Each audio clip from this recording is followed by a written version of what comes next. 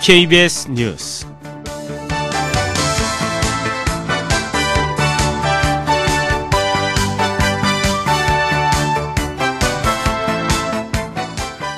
홍준표 검사가 20년 만에 피의자 신분이 되어 논란이 되고 있습니다.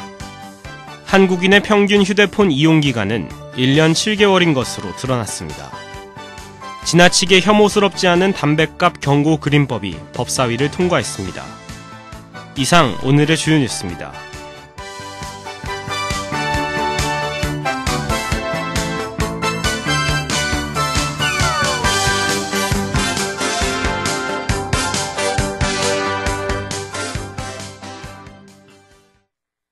모래시계 검사로 불리던 홍준표 검사가 20년 만에 결국 피의자 신분이 되었습니다.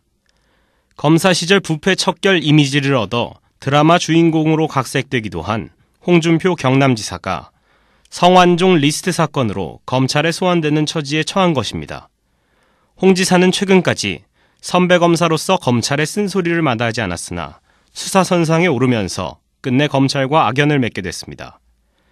그는 최근까지 SNS를 통해 과거 재직 시절 검사와 지금의 검사를 비교하며 안타까운 심정을 피력하기도 했습니다.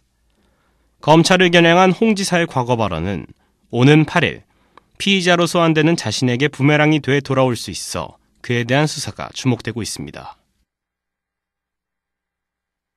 정보통신정책연구원이 내놓은 조사에서 한국인들의 평균 휴대폰 이용기간이 1년 7개월인 것으로 나타났습니다.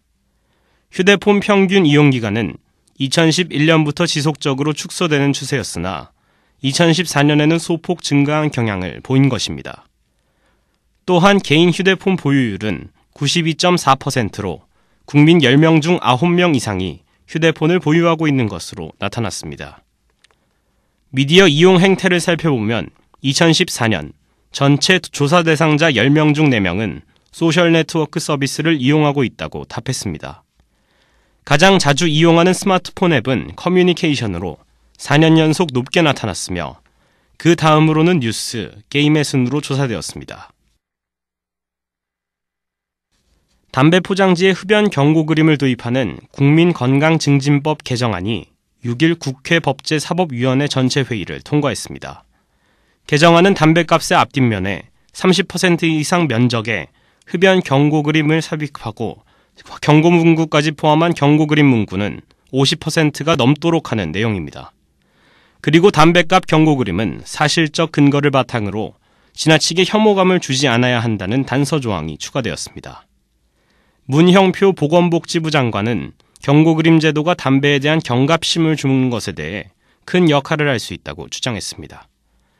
또한 우리나라뿐 아니라 세계보건기구도 권장하고 99개의 나라가 시행하고 있는 것을 감안해줬으면 좋겠다고 말했습니다.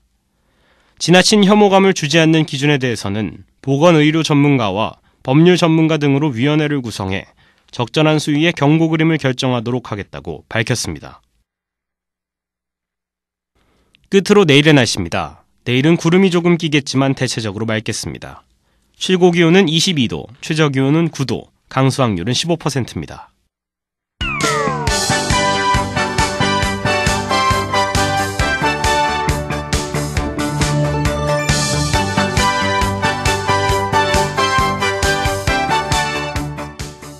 이상으로 DKBS 뉴스를 마치겠습니다. 제작의 DKBS였습니다.